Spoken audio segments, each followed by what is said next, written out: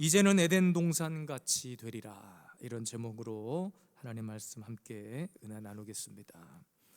여러분, 한 주간 제가 또 기도와 묵상 또 나름의 시간을 가지고 말씀을 묵상하는 중에 하나님께서 주셨던 말씀이 있습니다. 이사야 40장 1절 말씀이거든요. 함께 읽을까요? 너희의 하나님이 이르시되 너희는 위로하라, 내 백성을 위로하라. 어떤 선배 목사님께서 이런 말씀을 저에게 하셨어요. 안 그래도 더운 날씨에 힘들게 성도들이 살아왔는데 주일날 일주일에 한 번 겨우 몸부림치며 주일 예배 나왔는데 그 말씀으로 좀 때리지 좀 말고, 제가 언제 때렸다고 말씀으로 때리지 말고 좀 혼내는 설교 좀 그만하고 위로해라, 좀 위로를 많이 해줘라. 여러분, 어떤 목사가 양들 혼내는 것을 좋아할까요? 다 동의할 수는 없지만 어쨌든 의미 있는 말이라고 저는 생각을 했어요. 그때 떠오른 하나님의 말씀이 이겁니다. 에덴 동산과 같은 회복이에요. 근데 그 말씀이 오늘 본문에 등장합니다. 여러분, 인류 역사 가운데 가장 인간에게 축복이 있고 안식이 있고 평안이 있었던 때는 두말할 것도 없이 에덴 동산입니다. 에덴 동산. 계시록의 성경의 마지막 결론이었던 계시록에 나오는 새 하늘과 새 땅도 결국 그 에덴 동산의 회복의 모습이라고 저는 생각해요. 그래서 여러분들이 우리 교회뿐만 아니고 여러분의 가정, 학교, 직장, 모든 삶의 영역이 저는 에덴 동산같이 회복되기를 원합니다. 오늘 본문 36장, 에스겔서 36장에 보면 하나님께서 이스라엘을 회복시키시는데 땅을 회복시키시는 것과 마찬가지로 그들의 영적 어떤 내면의 문제까지도 회복시키시는 하나님을 발견합니다. 사실은 이스라엘 백성들이 오늘 본문에 다 포로로 잡혀가고 멸망하고 했던 이유는 그들의 죄 때문이었어요. 그러니까 하나님께서 이스라엘 백성과 맺은 언약이 있잖아요. 우리가 이번 캠프에서도 강사 목사님을 통해서 걸어서 구약 속으로 배웠죠. 원래 하나님께서 인간을 창조하시고 창세기의 목적은 하나님이 통치하시고 그 하나님의 주권을 인정하고 하나님만을 인정하고 하나님만을 왕으로 모시면 아무 문제 없이 살아갈 인간의 삶의 영역에 뭐가 들어온 거예요? 죄가 들어와서 하나님만 섬겨야 될 하나님의 백성들이 하나님도 섬기게 된 거예요. 그것 때문에 이스라엘 백성들이 열방으로 흩어져서 조롱거리가 되고 손가락질 당하고 그들의 터전도 빼앗기고 예루살렘도 황폐하게 되었던 거죠. 그런데 오늘 에스겔 36장의 말씀을 묵상해 보면 하나님의 엄청난 회복의 계획을 우리에게 말씀해 주고 있습니다. 본문 35절에 이제는 에덴 동산 같이 되었고, 가장 회복의 중심의 본질은 에덴 동산처럼 회복되는 겁니다. 여호와가 무너진 곳을 건축하고 그들의 수요를 양떼같이 많아지게 하고, 더 중요한 회복의 핵심은 여러분 뭐냐면 다시 하나님의 주권 안으로 우리가 들어가는 거예요. 하나님도 섬겼던 우리의 삶이 하나님만 섬기는 삶의 영역으로 바뀌어지는 거예요. 그게 진정한 회복이라고 저는 생각합니다. 그리고 더 중요한 영혼의 회복, 오늘 말씀 가운데 제가 오늘 말씀의 제목은 이제는 에덴 동산같이 회복될 것이라고 했는데 말씀 다 준비해 놓고 딱 보니까 이게 진짜 회복의 말씀인지 하나님 더 진짜 막 성도들을 때려잡는 말씀인지 모르겠어요. 어쨌든 주신 말씀의 은혜대로 저는 여러분들에게 회복을 선포하고 여러분들의 말씀으로 다시 위로받고 무너졌던 삶이 다시 회복되고 땅의 회복뿐만 아니라 모든 삶의 영역에서 여러분 오늘도 하나님의 놀라운 회복의 손길이 임하게 되기를 주님의 이름으로 축복합니다. 이제는 에덴 동산같이 되리라. 주님의 말씀하셨어요. 오늘 두 가지 회복의 원리를 말씀하십니다. 첫 번째는 그 회복이 너희를 위함이 아니다 그랬어요. 이게 또 무슨 말이야? 오늘 위로해 주라며, 오늘 회복시켜 주라며. 근데 그 회복이 너희를 위함이 아니다 그래요. 32절 함께 읽겠습니다. 주 여호와의 말씀이니라. 내가 이렇게 행함은 너희를 위함이 아닌 줄을 너희가 알리라. 이스라엘 족속아 너희 행위로 말미암아 부끄러워하고 한탄할지어다 그랬습니다. 아까 말씀드렸죠. 지금 이스라엘 백성들 에스겔서의 배경이 된 것은 바벨론에 의해서 나라가 멸망하고 흩어진 상황입니다. 그래서 예루살렘이 다 파괴되고 성전이 무너지고 백성들이 다 포로로 잡혀가고 어떤 소망도 없는 절망적인 상황에서, 물론 그들의 죄악의 결과이기도 하죠. 그런데 하나님이 그런 상황 가운데 회복을 선언하시는 거예요. 그런데 그 이유가 우리 때문이 아니라는 거예요. 우리 때문에.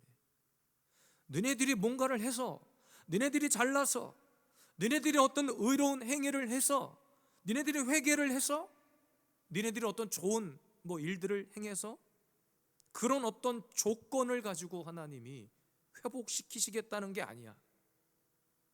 하나님 자신의 명예 때문이야. 하나님이 이 땅을 창조하셔서 이 땅을 하나님의 나라로 통치하시고 선포하시고 하나님이 지으신 온 우주 만물이 하나님의 말씀의 운행 가운데 있기를 원했지만, 그리고 우리에게 약속하셨죠. 아브라함을 통해서도 약속하셨고 수많은 구약의 선지자들을 통해서 약속하셨고 이제는 예수 그리스도를 통해서도 다시 한번 그 약속이 성취되고 있는데 그거 우리 때문이 아니라는 거예요. 우리가 잘나서 그런 것이 아니라는 거예요. 본문 32절에 내가 이렇게 행함은 너희를 위함이 아닌 줄을 너희가 알리라. 뛰어난 우리의 어떤 조건이 있어서가 아니라 이거는 내가 너희에게 약속한 것을 그냥 이루려고 하는 하나님의 은혜라는 거예요. 오늘도 저는 여러분들에게 하늘의 위로가 있기를 원해요. 정말로 힘들게 살아온 여러분들의 삶 속에서 정말 에덴 동산의 회복과 같은 은혜가 쏟아지기를 원합니다. 그러나 여전히 우리는 죄를 범하고 죄를 짓고 아무리 이곳에서 말씀 가지고 위로받고 회복을 했다 한들 또 교회 밖을 나가고 나면 죄를 지을 수밖에 없는 그런 환경에 놓여 있죠. 그리고 우리도 속절없이 그 죄악 앞에 무너지는 모습들을 봅니다. 오늘 말씀에 하나님이 너는 부끄러워해야 돼. 부끄러워하고 한탄할지어다 그랬습니다. 그럼에도 불구하고 하나님이 우리를 향한 이 회복의 말씀을 주시는 것은 하나님이 지극히도 우리를 사랑하시는 그 사랑의 마음이기도 하지만 하나님 나라의 영적인 명예를 위해서, 그 명예는 인간적인 명예가 아니에요. 하나님이 우리와 맺은, 내가 너희를 땅에 충만하게 하시고 아브라함에게 하셨던 그 약속 있죠. 바다의 모래알 같이 되고 우리의 삶을 충만케 하고 창세기에 기록된 지상 명령 있잖아요. 생육하고 번성하고 충만하고 정복하고 다스리고, 이것이 우리에게 주신 하나님의 언약의 약속의 출발이거든요. 근데 우리가 그걸 죄로 인해서 다 까먹었어. 근데 그럼에도 불구하고 하나님은 우리를 향해서 회복을 말씀하고 있는 거예요. 또 말씀드립니다. 우리가 잘나서가 아니에요. 우리가 이렇게 주일날 예배드려서 하나님 앞에 뭔가 의로운 행위를 해서가 아닙니다.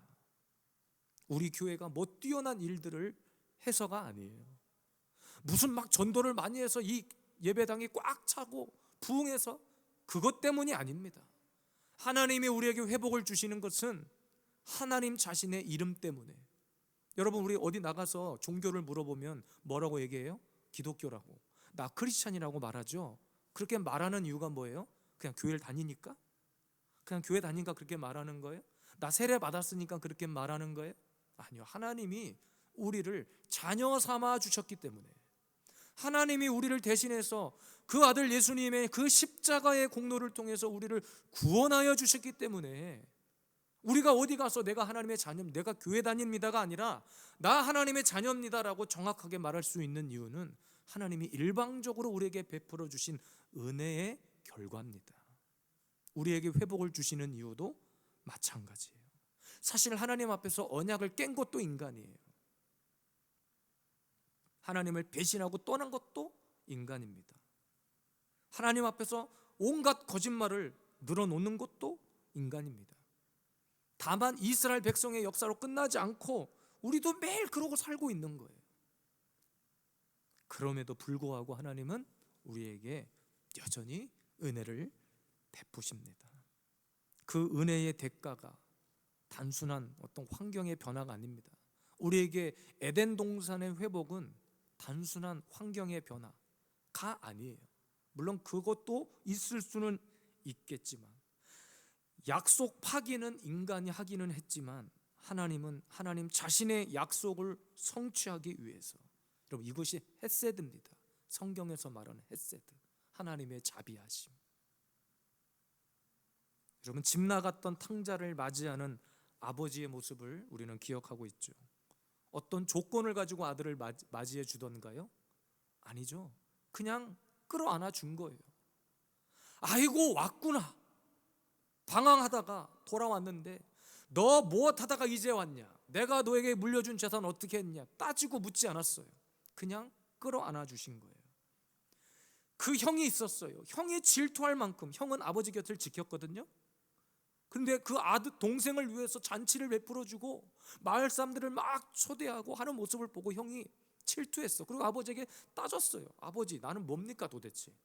아니, 동생은 아버지 재산 가지고 도망갔다가 거지가 돼서 이제 돌아왔는데 나는 계속 아버지 곁에 있었지 않냐고. 그런데 그 아버지의 대답은 전혀 달랐어요. 너는 늘 내 곁에서 너 누릴 것 다 누리지 않았느냐? 근데 네 동생은 그렇지 못했다. 아무 조건 없이 아버지는 끌어안아 주신 거예요. 아들이니까. 옛날에 경기도지사를 하셨던 남경필 지사가 있습니다. 경기도지사를 하는 와중에 그 아들이 마약을 해서 경찰에 잡혔어요. 검찰에 송치가 됐어요. 그리고 그 아버지 남경필 지사가 아들이 있는 감옥에 면회를 갑니다. 막 기자들이 와가지고 사진 찍고 인터뷰를 하고, 여기 어떻게 왔냐고, 여기 무슨 낯짝으로 왔냐고 그랬겠죠. 경기도지사가 돼가지고 아들을 그렇게 관리를 했냐고, 그런다고 또 면회를 왔냐고 막 이렇게 했을 거 아닙니까? 그때 남경필 지사가 했던 한마디 이겁니다. 아들이니까. 아들이니까. 마약을 해서 잡혀간 그 남경필 지사의 아들은 그냥 공인의 아들이다 보니까 다 그렇게 스포트라이트를 받았겠죠. 근데 여러분, 저와 여러분들이라고 깨끗하게 살고 있다고 자부할 수 있는 사람이 있냐고요. 오늘도 우리가 하나님 앞에 나아갈 수 있는 것은 우리가 잘나서가 아니에요. 하나님이 그냥 이 자리에 은혜를 부어주시기로 스스로 작정하셨기 때문에, 그것이 하나님의 은혜입니다. 왜? 하나님의 자녀니까. 묻지도 않고 따지지도 않고 하나님은 우리를 위로해 주셔. 우리에게 힘을 주셔. 여러분, 그것이 하나님의 위로예요.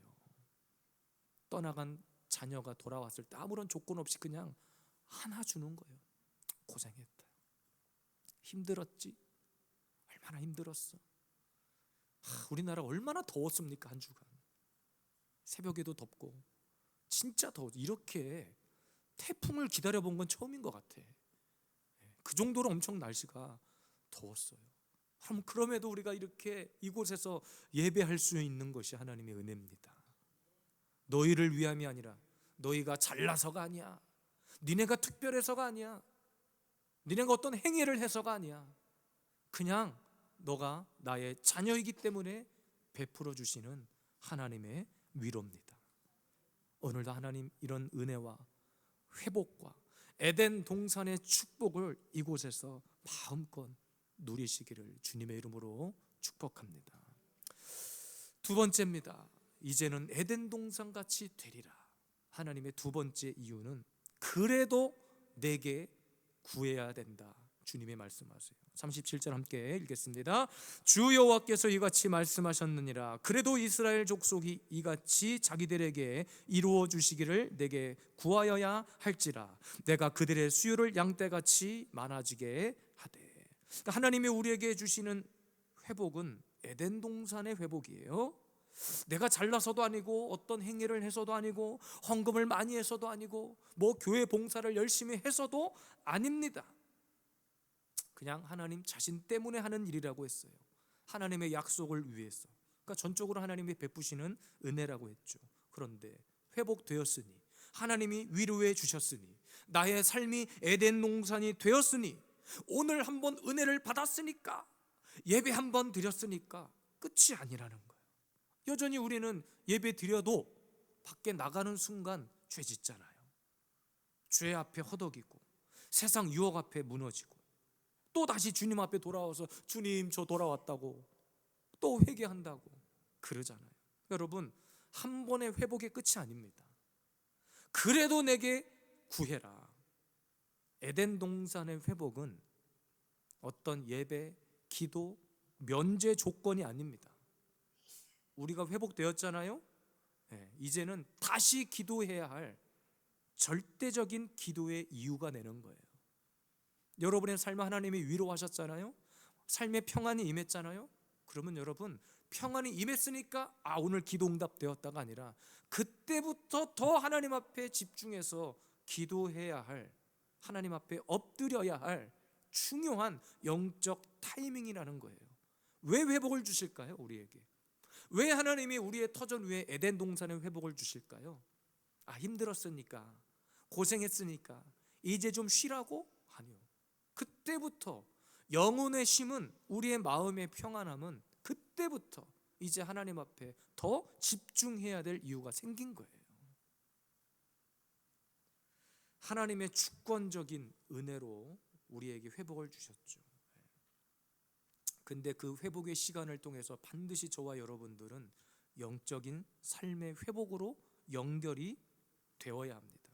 오늘 본문의 이스라엘 백성들은 첫째, 영토가 회복됐어요. 그들의 땅을 먼저 하나님이 회복시키셨어요.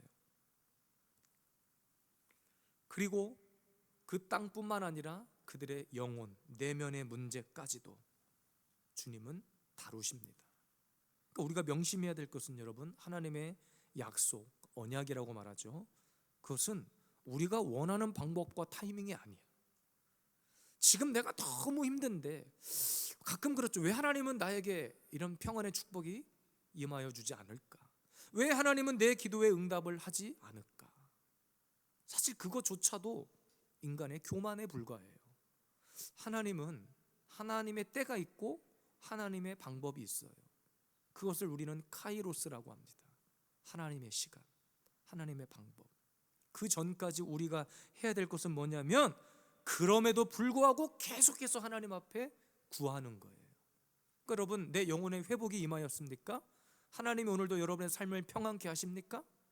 그때 더 집중해서 포기하지 말고 계속해서 하나님 앞에 영적인 자리로 나아가시기를 바랍니다. 아까 말씀드렸죠. 여러분의 삶이 저는 에덴 동산의 회복이 되길 원한다고.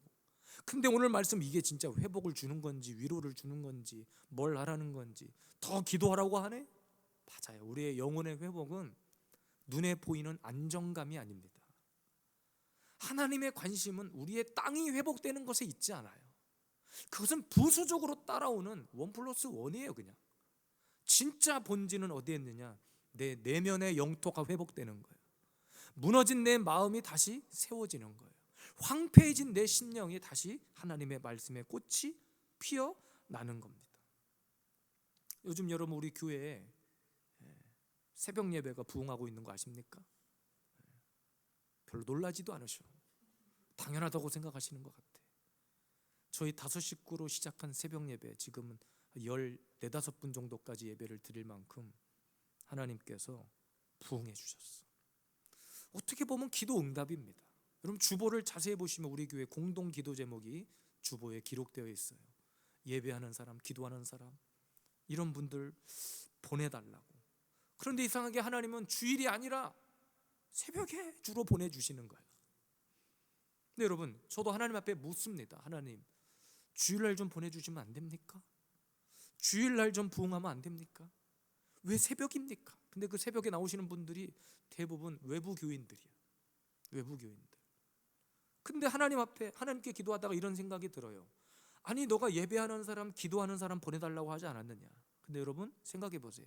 새벽 예배 나올 정도면 어지간한 교회의 중직자들일 거예요. 기도하시는 분들이요. 그분들이 와서 새벽 예배 20분만 딱 드리고 가지 않으셔. 최소한 30분 이상을 기도를 하고 가셔. 여러분 본인을 위한 기도도 하시겠지만 이 자리에 나와서 예배하는 동안 우리 교회를 위해서 기도할까요, 안 할까요? 안 믿으시겠지만 하셔. 어쩌면 우리 교회를 더 사랑하실지도 몰라. 제가 이 지역에서 전도하다가 만난 어떤 분은 오히려 우리 교회를 걱정하고 계신 분들도 만났어. 아이고 저 교회 월세도 비쌀 텐데 목사님 어떻게 이렇게 젊은 목사님이 들어오셨어요? 우리 교회 월세를 생판 모르는 누군가가 걱정을 해주고 계신다니까. 우리 교회 성도들은 너무 평안해가지고 그런 걱정을 안 하셔. 이 교회가 어떻게 되고 있는지, 재정은 어떤지. 물론 그것도 하나님의 은혜야. 너무 걱정을 해도 문제인데 하나님이 우리를 너무 평안케 하셔. 그런데 하나님은 어쨌든 때마다 시마다 은혜를 베풀어 주셔서 이 교회를 붙들고 계셔. 그러니까 새벽에 기도의 용사를 보내주고 계시잖아요. 이거보다 더 확실한 응답이 어딨냐 이거야. 여러분 우리가 응답되었으니 이제 기도 안 해도 됩니까? 응답되었으니까 아무것도 안 하고 그냥 자빠져 자고 있으면 되는 거예요? 하나님이 에덴 동산으로 회복시켜 주셨으니까 야 이제 두 다리 쫙 뻗고 자자 끝입니까? 아니요. 오늘 말씀 그렇게 이야기하고 있지 않아요. 너 때문에 회복시킨 것도 아니고 네가 잘나서도 아닌데 그래도 너 끝까지 내게 엎드려 구해라. 그래도 끝까지 기도를 멈추지 마라. 기도를 멈추지 마라. 눈앞의 상황이 지라도 염려치 말라. 설교 후에 부를 찬양이에요. 이제 역전되리라. 하나님은 역전의 하나님이셔. 왜 기도를 멈추지 말라고 하시냐면 우리의 모든 아픔과 상황을 다 뒤엎을 수 있는 분이 하나님밖에 계시지 않기 때문에 그렇습니다. 끝으로 어떤 사모님 이야기를 하고 제가 마칠까 합니다. 어떤 큰 교회 사모님이 이런 이야기를 하셨다 그래요. 저에게 직접 하신 건 아니고 어떤 목사님에게 하신 이야기를 그 목사님이 저에게, 목사이면서 사모님이신 분이 계셔요. 근데 그 교회 전도사님에게, 전도사님을 어느 날 부르더니 그런 이야기를 하시더래요. 전도사님, 그분이 신학교 3학년인데 졸업할 때가 됐잖아요.